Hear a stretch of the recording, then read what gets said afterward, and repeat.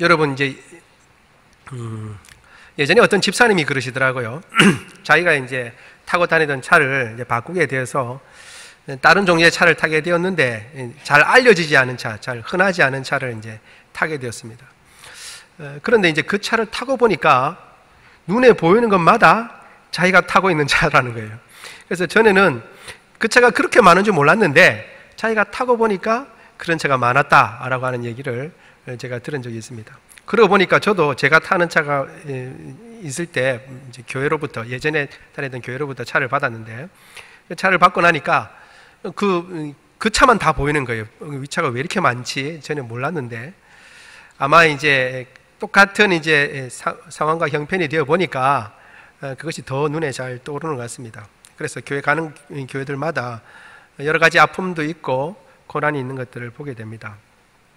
여러분, 그리스도인의 삶 가운데서도 사실 교회뿐만 아니라 우리의 삶 가운데 뗄래야 뗄 수 없는 것이 고난이요 역경입니다. 이 가운데 누가 고난을 겪지 않고 지나갈 수 있다라고 말할 수 있는 사람이 누가 있겠습니까? 우리 가운데서도 이렇게 앉아있지만 예전에 참 상상도 하지 못하는 고난 가운데 하나님께서 은혜 주셔서 이 자리에 앉아 계신 분도 있을 수 있고, 혹은 지금도 이렇게 남들 보기에 멀쩡하게 앉아있지만 지금도 말 못할 고난과 역경 가운데서 하나님의 도우심을 구하는 분들이 혹은 계실지 모르겠습니다. 성경에서는 고난이 믿는 자들에게 일상적인 것이고, 오히려 고난이 없으면 그 믿음이 참된 믿음인지, 이 죄악된 세상 가운데서 고난 없이 그냥 평탄하게 오래 산다는 것은 그 믿음이 참된 믿음인지 오히려 생각해 봐야 한다라고 그렇게 이야기를 해주고 있습니다. 그래서 제가 오늘 같이 고난에 대해서 한번 살펴보려고 합니다. 성경에 나와 있는 고난의 사람들이 많이 있지만 그 가운데 가장 으뜸으로 꼽을 수 있는 사람이 바로 이 욥인 것 같습니다. 욥은 여러분 가운데 물론 잘 아시겠지만 혹 모르실 분이 있을 것 같아서 말씀드립니다. 오늘 우리는 욥기의 후반부 이제 결론에 해당하는 부분을 읽었지만, 사실 욥은 우스라고 하는 땅에서 사는 사람이었는데 동방에서 가장 큰 자였습니다. 큰 자라고 하는 것은 유력한 사람이라는 것이죠. 돈도 많고 재물도 많았습니다. 그뿐만 아니라 돈 많고 재력 많으면 보통 하나님을 잘 섬기기 어려운 형편이 있기 쉬운데, 이 사람은 하나님을 정말 잘 섬겼습니다. 얼마나 잘 섬겼는지 예를 들기를, 자기의 자녀들이 서로의 집을 드나들면서 이제 잔치를 하고, 이제 누구 생일 때 같은 거겠죠. 잔치를 하고 나면 그 다음 날 혹 이 아이들이 하나님 앞에 범죄했을까 싶어서 미리 수대로 제사를 드린 사람이 바로 이 욥입니다. 뿐만 아니라 하나님께서는 이 욥의 믿음을 인정하셔서 참 이와 같은 사람이 없다라고 사탄에게 칭찬하실 정도입니다. 여러분, 이와 같은 믿음의 사람이라면 어떻게 살아야 돼요? 보통은 이렇게 믿음이 좋은 사람이면 장수도 할 뿐만 아니라 어떻게 해요? 건강하고 또 부자인 채로 오래오래 살아야 되죠. 그런데 그 하나님의 칭찬을 듣고 사탄이 이야기를 합니다. 하나님께서 욥의 소유를 다 지켜주시니까 그렇지, 그걸 다 한번 없애버려 보십시오. 그러면 하나님을 아마 비난할 것입니다. 하나님을 경외하지 않을 겁니다 라고 얘기합니다. 그래서 하나님께서 네 말대로 한번 해봐라, 그러나 욥의 생명 건드리지 마라 라고 했습니다. 한날 욥의 가지고 있던 모든 것들이 다 사라집니다. 특이한 것은 하늘에서 불이 내려와서 짐승들을 다 살랐다는 그런 내용도 종들이 고백합니다. 여러분, 하늘에서 불이 내렸다는 것은 어떤 얘기죠? 그건 하늘의 벌이라는 겁니다. 벌. 단순히 도둑이 와서 가져가는 것은 그럴 수 있다고 할 수 있을지 모르지만, 하늘에서 불이 내렸다는 것은 하나님의 벌이라고 얘기할 수 있습니다. 그렇게 모든 것이 다 없어지고 난 뒤에도, 심지어 자녀들이 다 일시에 죽고 난 뒤에도 욥은 하나님께 주신 자도 여호와시고 취하신 자도 여호와시니 여호와께 영광이 올려져야 된다라고 고백합니다. 여러분 같으면 이런 상황에서 하나님 앞에 이런 고백을 할 수 있겠어요? 여러분들의 표정을 보니까 다 할 수 있겠다고 하는 그런 거 못하냐라고 하는 그런 의미로 이렇게 보시는 것 같은데, 저는 못합니다. 저는 못하면 이제 울고 불고 난리가 나죠.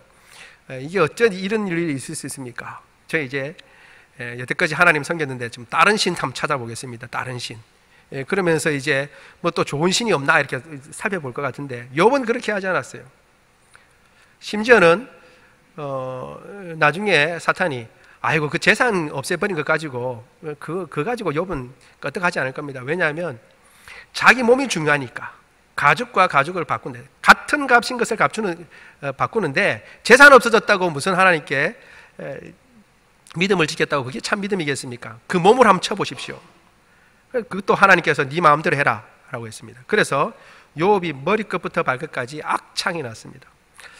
이게 아마 피부병인 것 같은데 얼마나 큰 악창인지, 이 손으로 긁는 것으로는 양에 차지 아니하여서 질그릇으로 긁을 정도였어요. 여러분 혹시 가려움증 한번 알아보신 적 있어요? 음식을 잘못 먹거나 이렇게 두드리게 나면 가려워서 그렇죠, 고생할 수 있잖아요. 밤중에 그 참 가려우면 잠도 못 자고 참 죽을 맛입니다.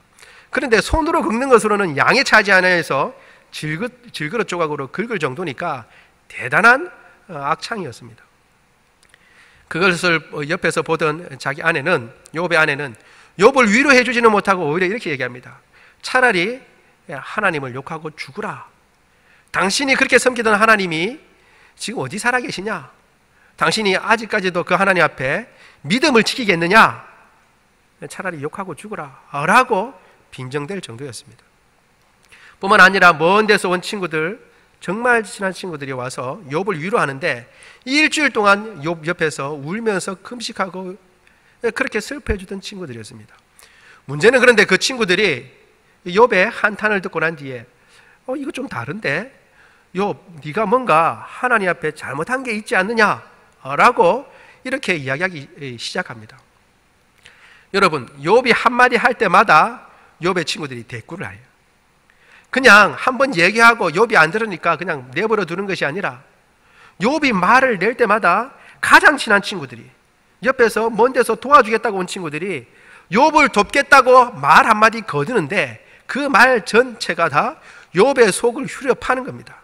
너 뭔가 잘못한 일이 있다. 하나님께서 잘못도 하지 않은 너를 이렇게까지 하실 리가 없다. 그러니까 네가 뭔가 틀림없이 하나님 앞에 범죄한 것이 있다. 그러니 그것을 하나님 앞에 내놓아라 라고 얘기를 합니다. 욥은 그것을 찾지 못하고 자기 스스로를 계속 변호하지만 친구들은 돌아가면서 욥의 말에 대해서 대꾸를 하며 너가 뭔가 잘못한 일이 있다라고 얘기합니다. 보통 이 정도 되면 미치고 팔딱질 정도입니다. 자기 몸 가려워서 긁기도 버거운데 옆에서 계속 네가 뭐 잘못했지, 네가 뭐 잘못했지. 여러분, 이런 지경에 들어가면 정말 힘들고 어려운 지경입니다. 욥이 처한 상황이 그러한 상황입니다. 일반적으로 보통 우리가 어려움을 당할 때는 우리가 잘못된 선택을 해서 어려움을 당하는 경우가 있습니다. 그렇죠? 대표적인 게 주식 잘못 사서 완전히 그냥 금전적으로 손해를 막심하게 당합니다. 그럼 뭐 어떻게 해요? 주식을 누가 샀어요? 내가 샀어요. 그러니까 뭐 내가 손해를 당하는 건 당연합니다. 뭐 자동차를 잘못 몰다든가 그래서 사고를 난다든가 이건 내가 잘못한 거예요. 그런데 문제는 내가 잘못한 게 없는데 어려움을 당하게 되는 경우, 내가 도대체 가늠할 수 없는데 어려움을 당하는 경우가 왕왕 있습니다. 여러분, 아니 땡 굴뚝에도 연기가 납니다. 속담에는 아니 땡 굴뚝에 연기 나랴 그랬는데 지나다 보면 아니 땡 굴뚝에도 연기 나고 굴뚝도 아닌 데서도 연기가 납니다. 희한해요. 그런 일들이 있을 수 있는데 욥이 지금 그런 상황에 처해 있는 것입니다. 너무 답답하고, 그래서 욥은 하나님 앞에 하나님 좀 만나 뵀으면 좋겠습니다 라고 하나님 앞에 아뢰지만 하나님은 침묵하십니다. 더 무서운 건 하나님의 침묵이에요. 하나님의 침묵. 어려운 가운데 이거 내가 한 40일 기도하면 되겠거니, 혹은 며칠 금식 기도하면 되겠거니 하고 하나님 앞에 매달립니다. 주여 주시옵소서. 그런데 아무런 변화가 없어요. 아무런 변화가 없어요. 그러면 우리는 낭망하게 되는 것입니다. 실제로 욥도 처음에 그러한 고백과는 다르게 나중에 보면 그 뉘앙스가 조금 이제 다른 뉘앙스로 갑니다. 하나님에 대한 원망을 조금 이렇게 내비치는 지경까지 가게 되는 것입니다. 그러한 상황 가운데 사실 우리가 읽지 않았지만 그런 상황 가운데 이제 하나님께서 등장하셔서 이제 이 문제를 해결해 주시는 것입니다. 여러분, 모든 문제의 해결은 하나님께 있는 줄로 믿습니다. 이게 욥기에서도 그와 같이 나타납니다. 욥과 친구들하고 계속 대화를 합니다. 욥은 자기를 변호하지만 자기의 변호를 통해서 욥이 그 문제를 해결할 수가 없습니다.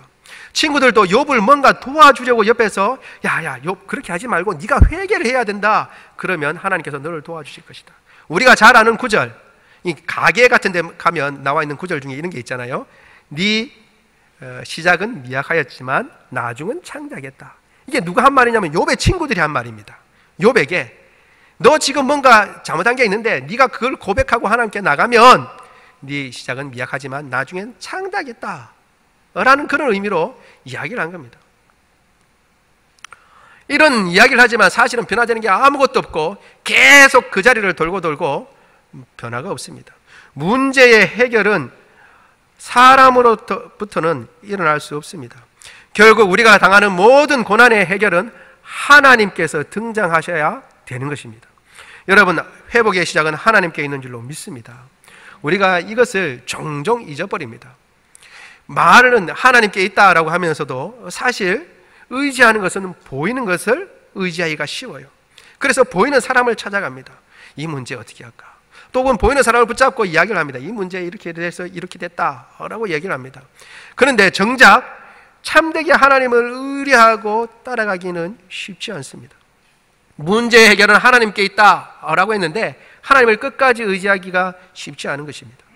여러분, 욥이 잘한 일이 한 가지 있는데 그게 뭐냐 하면 비록 나중에 조금 하나님께 대한 원망이 한다 할지라도 욥이 잘한 일 한 가지는 끝까지 하나님을 붙잡았다는 거예요. 원망하더라도 하나님 앞에 있었다는 것입니다. 내가 다 헤아리지 못하고 왜 이런 일이 일어나는지 알지 못한다 할지라도 하나님을 붙잡은 그 손을 절대 놓지 아니하고 하나님의 응답을 기다렸다라는데 바로 욥이 잘한 일이 여기에 있는 것입니다. 여러분, 믿음이 하나님을 믿는다라고 할 때 그 믿음은 여러분 몇 년짜리 믿음입니까? 얼마간의 믿음이에요. 하나님을 한 믿어봤는데 한 10년 믿어봤는데 아무 변화가 없다. 내 어려운 거 이것 좀 어떻게 해결해 보려고 하나님을 믿었는데 10년 믿었는데 해결은커녕 더 어려워지고 있다. 그럼에도 불구하고 그 하나님을 끝까지 바라보며 믿을 수 있는 것이 참된 믿음인 줄 믿습니다. 믿음은 끝까지 가는 거예요. 붙잡은 거 끝까지 가는 거예요. 욥이 잘한 것이 바로 여기에 있습니다. 왜냐하면 우리의 모든 고난의 해결은 하나님으로만 해결될 수 있기 때문에 그렇습니다. 여러분, 이것을 우리가 기억해야 합니다. 회복의 키는 하나님께 있습니다. 욥과 그 세 친구, 심지어는 나중에 엘리후까지 등장하지만 엘리후조차도 욥의 문제를 해결해 주지는 못했어요. 사람은 문제를 해결해 줄 수 없습니다. 결국 이 모든 문제를 근원적으로 해결해 줄 수 있는 분은 하나님이십니다. 따라서 우리가 모든 문제에 항상 생각해야 할 것은 어떻게 하면 그 하나님을 내가 만날까? 그 하나님께서 이 문제에 관여하도록 내 자신을 내려놓을까 하는 것을 우리는 늘 생각해야 합니다. 우리 같이 한번 읽어볼까요? 38장 1절부터 4절까지 한번 보도록 하겠습니다. 욥기 38장입니다. 799쪽에 있습니다. 1절부터 4절까지 한 목소리 읽겠습니다. 시작. 그때에 여호와께서 폭풍우 가운데서 욥에게 말씀하여 이르시되 무지한 말로 생각을 어둡게 하는 자가 누구냐? 너는 대장부처럼 허리를 묶고 내가 내게 묻는 것을 대답할지니라. 내가 땅에 기초를 놓을 때에 내가 어디 있었느냐? 내가 깨달아 알았거든 말할지니라. 아멘. 하나님께서 등장하셔야만 문제가 해결되고, 그래서 하나님만 끝까지 붙잡아야 되는데 우리가 이것을 늘 잊지 아니하고 어떤 일들 가운데서라도 이것을 우리가 집중해야 하는 것입니다. 따라서 고난이 고난으로만 닥쳐오는 것이 아니라 이 고난이 문제 해결이고 앞으로의 진척이 되기 위해서는 하나님을 만나야 하는데 하나님께서 개입하시는 것입니다. 지금 우리에게는 그러면 하나님께서 욥 같은 경우는 직접 개입하셨지만 우리의 삶 가운데는 이미 사실 개입하셨어요. 예수 그리스도를 믿을 때에 성령께서 우리 마음 가운데 계신 줄로 믿습니다.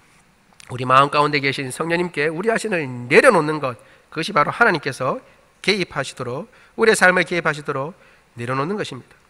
그런데 이제 문제는 하나님께서 개입하시는데 해결이 바로 되냐라는 것입니다. 하나님께서 개입하시면 해결은 되는데 해결이 바로 되냐, 내가 원하는 대로 되냐? 그렇지 않을 수 있다라는 것입니다. 그렇지 않을 수 있다. 오늘 지금 읽은 38장이 그것을 얘기해 주고 있습니다. 그때에 하나님께서 임하셔서 욥에게 말씀하십니다. 그런데 욥에게 말씀하시는 말씀이 전혀 이상한 말씀이세요.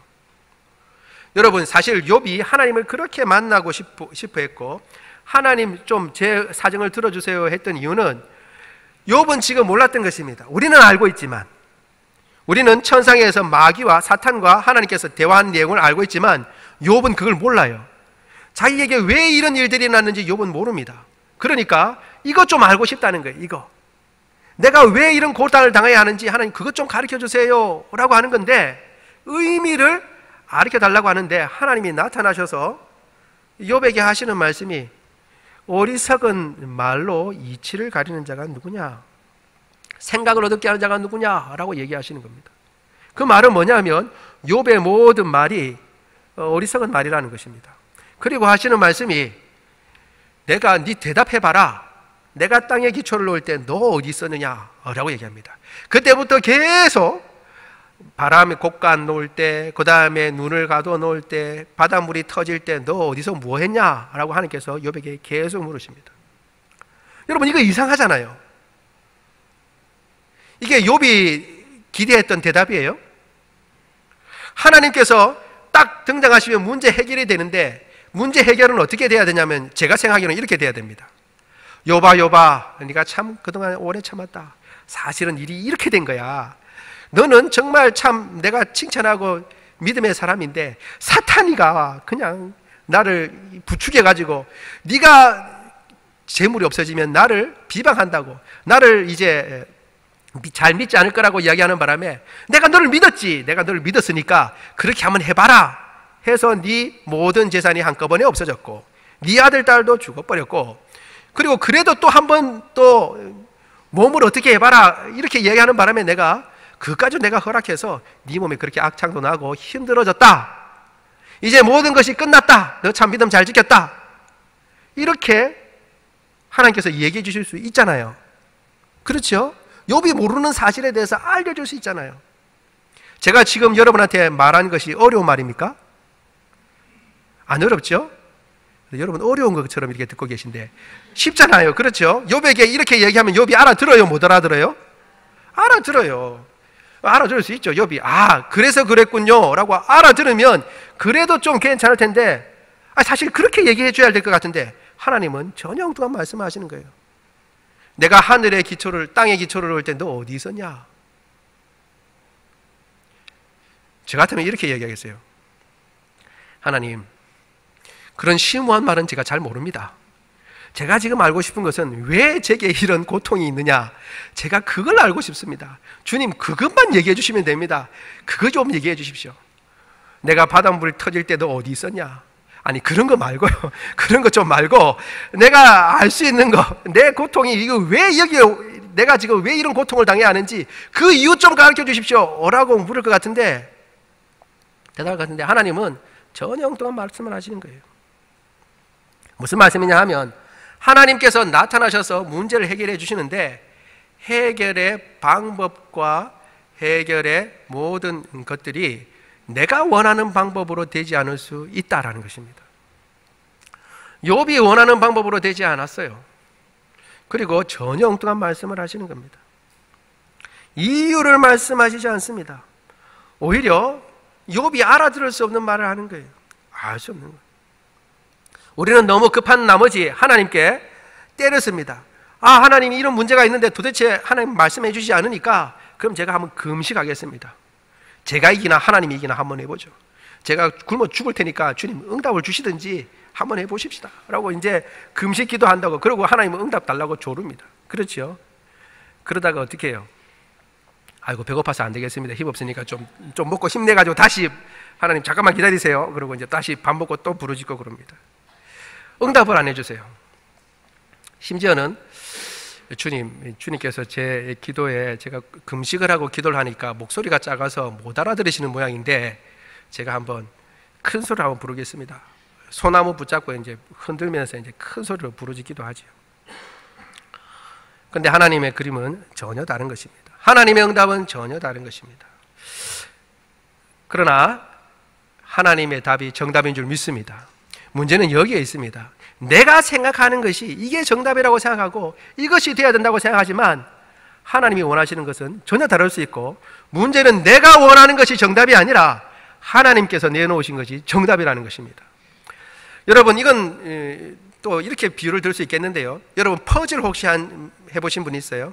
요즘은 조각이 1000개, 500개 이렇게 되는 퍼즐이 있어요. 그런 퍼즐은 그림을 갖다 대놓고 봐도 맞추지를 못해요. 맞추기가 힘들어요. 제 아들놈이 있어서 그 퍼즐 하나, 자기가 좋아하는 무슨 만화 주인공이 나오는 퍼즐이 있어서 그걸 하나 샀어요. 사서 맞추는데 그놈은 자기가 좋아하는 주인공을 그림을 먼저 맞추기 위해서 가운데 부분을 먼저 맞추는 거예요, 이렇게. 근데 여러분, 그렇게 맞춰서 퍼즐이 맞춰지나요? 그림이 있어도 못 맞춰요. 그거는 어떻게 해서 맞출까요? 가에서부터 맞춰야 돼요. 가에서. 전혀 다른 것 같지만, 배경인 것 같지만, 왜? 가에는 전부 다 직선으로 되어 있잖아요. 그렇죠? 모양이 여러 가지 있지만 한 면은 전부 다 직선으로 되어 있어요. 그래서 직선으로 된 것만 골라다가 옆에서부터 맞추기 시작하는 거예요.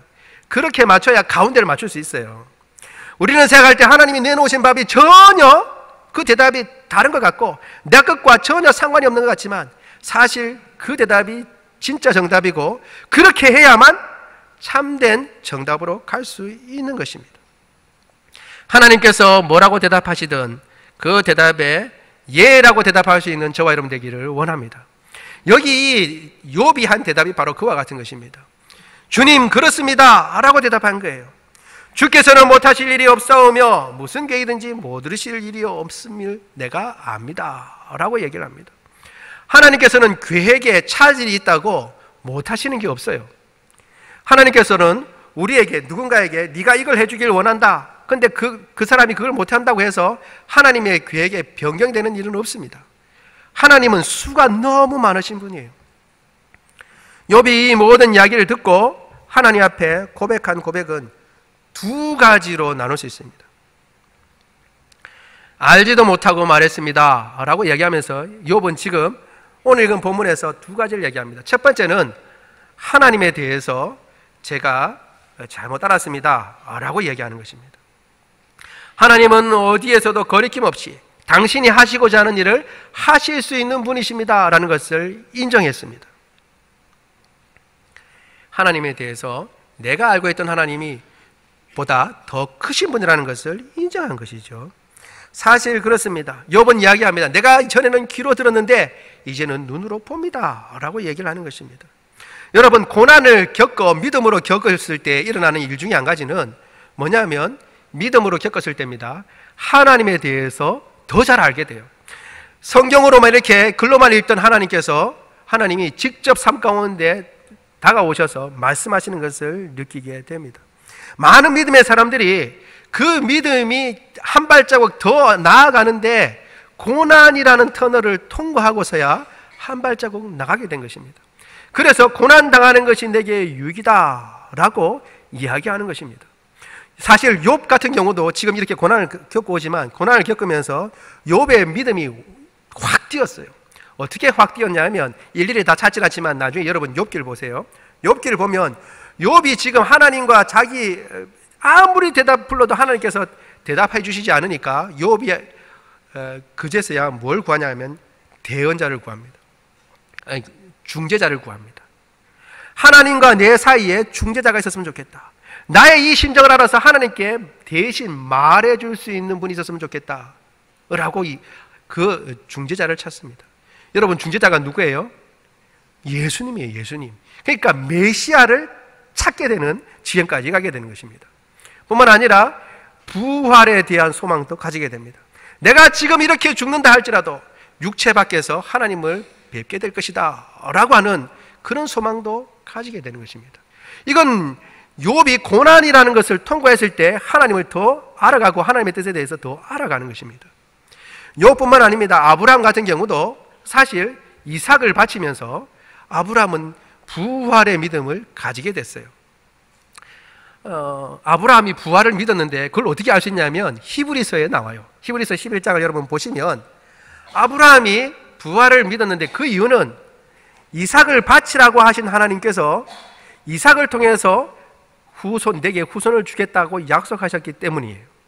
여러분, 하나님께서 이삭을 통해서 내게 많은 후손을 주겠다라고 약속하셨어요. 그렇지요?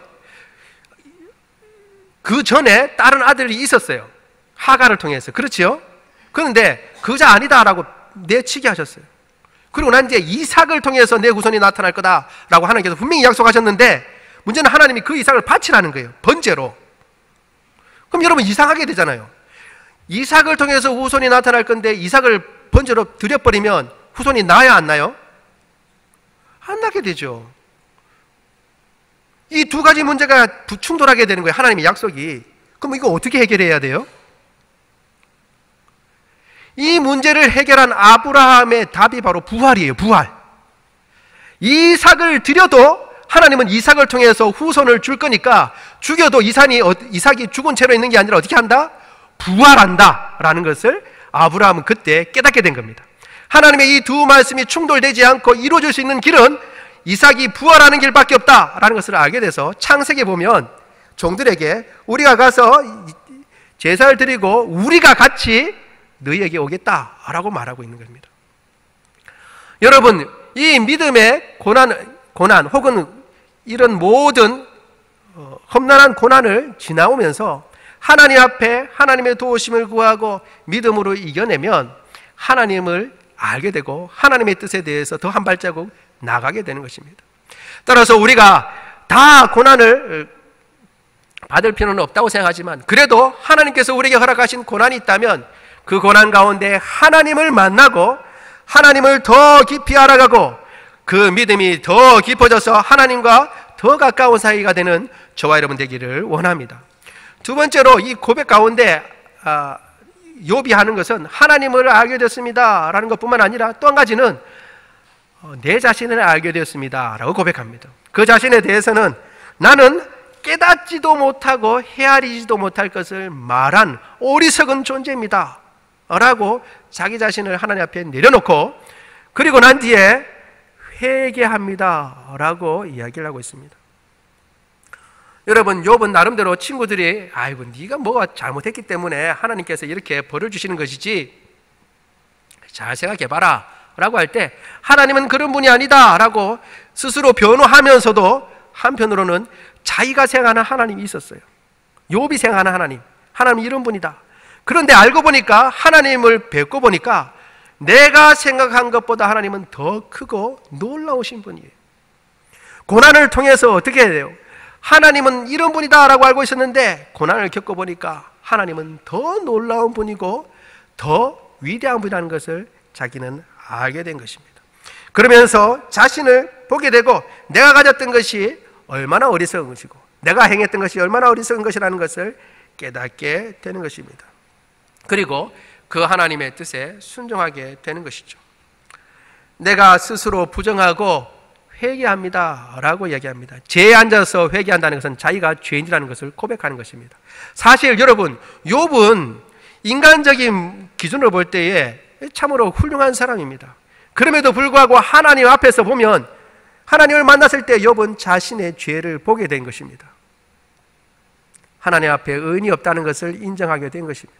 그리고 스스로 회개합니다 라고 얘기를 하고 있습니다. 여러분, 회개는 마음을 바꾸는 것입니다. 회개는 단순히 내가 참 아쉽게 생각합니다 혹은 유감입니다 라고 하는 감정을 얘기하는 것이 아니라 잘못했습니다 말을 하는 것이 아니라 내가 마음을 이제 바꿉니다, 내 태도를 바꿉니다 라는 것을 이야기하는 것입니다. 의견을 뒤집고 내 마음을 바꾼다라는 말이 바로 회개한다는 말입니다. 하나님, 회개합니다 라고 주님 앞에 고백하게 되는 것입니다. 역경 가운데 끝까지 하나님을 붙잡으면 하나님께서 그 문제를 해결해 주시고, 하나님께서 해결해 주실 때에 우리가 전에는 알지 못했던 믿음의 한 단계에 들어가게 되는데, 하나님을 더 잘 알게 되고 나 자신을 더 잘 알게 되고 믿음의 깊은 단계로 이르게 됩니다. 그리고 욥은 거기에서 회개를 하게 되는 것입니다. 자기의 마음의 생각, 지금까지 달려왔던 삶의 방향을 바꾸겠습니다 라고 이야기를 하게 되는 것입니다. 여러분, 이까지만 해도 충분히 은혜되고 결론이 좋아요. 그리고 하나님께서 욥을 이제 그래 됐다, 이제 알았냐, 수고했다, 그리고 모든 것을 회복시켜 주시면 참 좋겠어요. 그런데 이게 문제는 그런 것으로 끝나는 게 아니에요. 오늘 본문에 보니까 욥의 회복과 이 사이에 한 가지 사건이 더 있습니다. 그게 뭐냐 하면 친구들이에요. 친구들. 하나님께서는 욥의 친구들 3명을 불러다가 이야기합니다. 너희는 욥보다 의롭지 못하다, 너희가 말한 것은 의롭지 못하다 라고 얘기하고, 그리고 난 뒤에 친구들에게 해결책을 주십니다. 그게 뭐냐 하면 너희가 번제물을 가지고 욥에게 가서 욥이 너희를 위해서 제사를 드리게 해라, 기도하게 해라 라고 얘기를 해줍니다. 그래서 친구들은 욥에게 가서 번제물을 욥에게 주고 욥이 하나님께 기도했습니다. 여러분, 번제물을 가지고 욥에게 가려면 그냥 맹뚱맹뚱 가게 됩니까? 욥, 내가 지금까지 말한 건 전부 다 사실인데 하나님께서 가라고 그러니까 내가 어쩔 수 없이 왔다 라고 이렇게 소를 가지고 왔을까요? 아니면 정말 미안한 마음으로 욥 정말 미안하다, 내가 이때까지 너의 상황을 알지 못하고 정말 잘못했다 라고 용서를 빌면서 가져갈까요? 여러분들의 표정을 보니까 그냥 떳떳하게 자 받아라, 하나님이 네 주란다, 그리고 네가 우리 위해서 기도해야 하란다, 그러니까 네 빨리 기도해, 이렇게 이야기할 것 같이 계시는데 그거 아니죠. 그거 아닙니다. 그렇죠. 아무래도 미안한 마음을 가지고 갔겠죠. 내가 정말 미안하다, 욥 네 사정을 내가 모르고 그냥 일반적인 것을 내가 얘기했다, 무슨 원인이 있어서 결과가 있는 것처럼, 그래서 네가 뭔가 하나님 앞에 잘못했기 때문에 이런 일들이 난 걸로 내가 오해를 했다, 정말 미안하다, 욥 우리를 위해서 기도해다오 하면서 아마 주었을 것입니다. 근데 문제는 욥입니다. 욥. 여러분, 보통 이런 경우에 제가 욥이라면 주님 그런 해결책 마십시오, 그런 해결책 마시고 주님께서 직접 그들을 벌 주시든지, 아니면 제가 당했던 한 절반만 그들도 경험하게 하고 그 다음에 이제 저보고 용서해라 그러면 제가 좀 생각해보고 용서하겠습니다, 이렇게 이해할 겁니다. 그렇죠? 욥에게 그 번제물을 가져가라는 말은 뭔 말이에요? 욥에게 너희를 위해서 기도하라는 말은 그건 뭔 말이에요? 욥 보고 그들을 용서하라는 말이에요. 용서. 욥은 하나님과의 관계 이제 끝났어요. 하나님 회개합니다 라고 그걸로 끝났어요. 마음을 자세를 바르게 하겠습니다, 그걸로 끝났어요. 이것으로 끝이어야 되는데, 문제는 지금까지 내 옆에서 나를 위해 준다고 온 친구들이 내 말하는 그 말 사사건건 토를 달고 네가 그렇게 생각하는 모양인데 그렇지 않고 네가 뭔가 하나님 앞에 잘못한 거 있다, 아니 그렇지 않고 이렇게 했다라고 하니까 또 다른 친구가 바톤을 이어받고 내가 들어보니까 너 잘못했네, 네가 이거 잘못했다, 계속 돌아가면 욥의 심장을 후려 파고 있는 거예요. 이제 하나님께서 내가 옳다고 인정해 주셨으니 난 됐다, 네가 이제 하나님 앞에 어떻게 해라 라고 하고 나는 빠지고 싶어요. 빠지고. 그렇지 않아요? 여러분들은 마음이 후하고 그리고 너그러우셔서 그런 친구들을 위해서 쉽게 용서해 주실 그런 마음이 있는 모양인데 쉽지 않아요. 지금까지도 서로 내가 아니다 옳다, 지금 우정 다 깨졌어요. 서로 의견을 이야기하다가 우정 다 깨졌어요. 욥 너 틀림없이 뭔가 잘못했는데 끝까지 우기네, 너 끝까지 고통 당해봐라. 친구들은 지금 일하고 있고 욥은 아니다 그러고 있는 상황 가운데 하나님께서 나타나셔서 하시는 말씀이 친구들을 위해서 기도하라는 거예요. 여러분, 마음을 바꾸는 회개는 순종으로 나타나게 되어 있습니다. 그리고 욥의 회복의 가시적인 모습은 욥이 친구들을 위해서 기도해 줄 때에 나타나게 됩니다. 우리 욥기 42장 10절을 같이 읽어보겠습니다. 오늘 읽었던 본문의 마지막 절이죠. 같이 읽습니다. 시작. 욥이 그의 친구들을 위하여 기도할 때 여호와께서 욥의 공경을 돌이키시고 여호와께서 욥에게 이전 모든 소유보다 갑절이나 주신지라. 아멘. 하나님께서 그 모든 공경을 돌이키시고 갑절이나 소유를 주셨을 때는 욥이 친구들을 위해서 기도할 때였습니다. 내 생각을 내려놓고 내 마음은 지금 용서가 안 되는데, 내 마음은 지금 도저히 그럴 마음이 아닌데 하나님께서 말씀하시니까 그 말씀 순종하여 엎드렸더니, 그 말씀을 순종하여 용서하고, 그 말씀 순종하여 앞으로 가고, 그 말씀 순종하여 그 자리에 머물렀더니 하나님께서 회복시켜 주시기 시작한 겁니다. 여러분, 회복은 바로 여기에 있는 것입니다. 고통을 겪고 고난을 겪고 난 뒤에 그 마음이 변화된 사람은 그 열매를 나타내게 되어 있는 것입니다. 그리고 그 열매는 쉽게 주어지는 것이 아니고 이를 갈면서도 하는 것입니다. 여러분, 최근에입니다. 최근에 자기가 잘못한 게 아니에요. 그런데 자기가 용서를 구해야 돼요. 그런 경우 여러분 경험해 보신 적 있어요? 내가 잘못한 게 아닌데 내가 용서를 구하고 화해를 해야 되는 거예요. 울면서 갔어요. 울면서 가서 용서를 구하고 화해하는 것을 제가 보았습니다. 하나님 앞에 순종하기가 쉽다는 말씀을 드리는 게 아닙니다. 그 어려운 고난 가운데 하나님께서 개입하셔서 내가 이러한 해결책을 내놓는다, 나는 네가 생각하는 그런 하나님이 아니다 라는 것을 깨닫게 되고, 그 하나님 앞에 내가 어떤 모습인지 알게 되고, 하나님 제가 잘못했습니다, 제가 돌이키겠습니다 라고 한 그 사람은 바로 옆에 있는 형제자매와 나의 지금 삶의 현장에서 하나님이 원하시는 뜻을 그대로 순종하는 것으로 나타나게 되어 있는 것입니다. 결국 하나님 앞에서는 이런 순종을 통해서 주님께서 회복시켜 주시고 순종의 욥에게 하나님께서 갑절의 은혜를 주시는 것입니다. 여러분, 갑절이라고 해서 두 배만 생각하지 마세요. 보통 우리는 갑절이라고 할 때 물론 욥에게는 두 배나 나왔지만 그것은 큰 은혜, 놀라운 은혜를 얘기할 때 우리는 갑절이라고 하는 이야기를 쓰게 되는 것입니다. 실제로 욥은 이 일을 통해서 야고보서에서 욥의 인내를 보았느냐 라고 얘기를 하고 그 결말을 너희가 안다, 그리고 그 결말을 통해서 결국 하나님께서 가장 자비하시고 긍휼히 여기시는 자이심을 드러내었다라고 얘기를 하고 있습니다. 결국 믿음의 순종을 통해서, 믿음의 고난을 통과하면 무엇이 나타나냐 하면 순종하게 되고, 순종을 통해서 결국 어떤 일이 일어나냐면 욥과 같이 거부가 되는 것도 있지만 그것을 통해서 하나님이 자비로우시고 하나님이 긍휼이 많으시며 하나님은 신실하신 분이심을 드러내게 되는 것입니다. 우리의 믿음의 삶의 목적이 바로 여기에 있는 것이 아닙니까? 하나님의 영광을 드러내는 것이 바로 우리의 삶의 목적인 줄 믿습니다.